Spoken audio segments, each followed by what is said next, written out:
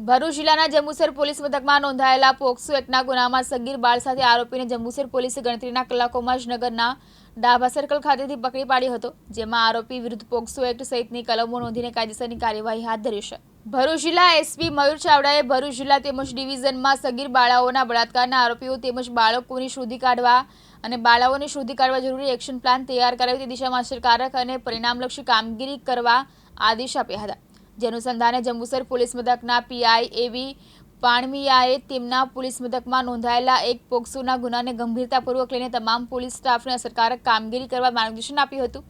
આ સમય દરમિયાન પોલીસ ઉમંગભાઈ હરિભાઈને ટેકનિકલ સર્વેલન્સ તેમજ હ્યુમન સોર્સની માહિતી મળી હતી કે એક સગીર બાળાને આરોપી પતાવી ફૂસલાવી પોતાની સાથે ભગાડી તેના પર દુષ્કર્મ આચરનાર આરોપી જંબુસરના ડાભા સર્કલ નજીક છે, જેથી ટીમે તાત્કાલિક સ્થળ પર પહોંચી આરોપીને ગણતરીના કલાકોમાં ઝડપી પાડ્યો હતો।